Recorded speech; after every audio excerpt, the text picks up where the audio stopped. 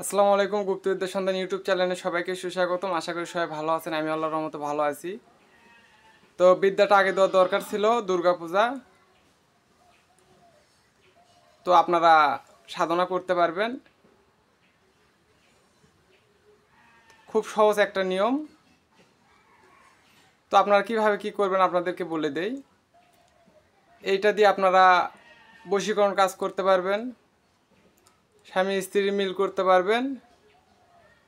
বাচ্চা মার কথা শোনে না, ও কথা শুনবে।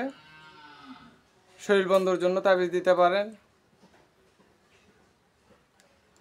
দোকানে বেচাকেনা বৃদ্ধির জন্য কাজ করতে পারেন। সংসারের উন্নতির জন্যও কাজ করবে এটা। তো আপনারা কি করবেন, পূজা মণ্ডপে যাবেন, যাওয়ার পর দেখবেন যে শোলার কদম ফুল ওরা টাঙায় রেখে দিছে। ওই শোলার কদম ফুল আপনার চুরি করে নিয়ে আসতে হবে, একটা অথবা তিনটা। চুরি করে নিয়ে আসার পর যদি বলেন যে বশীকরণ কাজ করব, তাহলে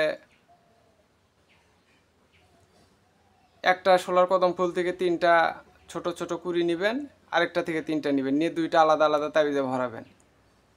ভরানোর পর মন্ত্র পাঠ করবেন, বিসমিল্লাহ কট কট কঞ্জি কট, অমুকের মহব্বতে অমুক পাগল কর। মেয়ে যে রাস্তায় চলাফেরা করে ওই রাস্তা দিলেও হবে, মেয়ের বালিশের ভেতর রেখে দিলেও হবে, এবং বাড়ির মেন দরজায় সীমানায় পুতলে জিনিসটা ভালো হয়। তো এই সকল বিদ্যা দিতে নেয়, তারপরেও দিতেছি, এগুলো গ্যারান্টি সহকারে কাজ করে। যাদের বাচ্চা হচ্ছে না তাদেরকেও দিতে পারেন। তিনটা কুড়ি তাবিজে ভরে দিয়ে দিবেন, সকাল সন্ধ্যা পানি খাবে, আল্লাহ যদি চায় বাচ্চা হবে। তারপরে ঘরের দরজার সামনে নটকে রেখে দিবেন, সংসারে উন্নতি হবে ইনশাল্লাহ।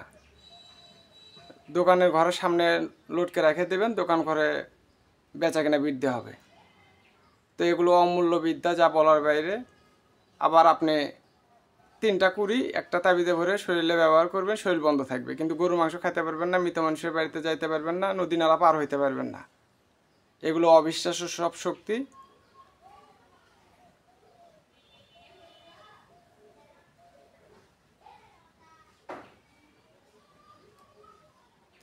তো সবাই ভালো থাকবেন, সুস্থ থাকবেন। আসসালামু আলাইকুম।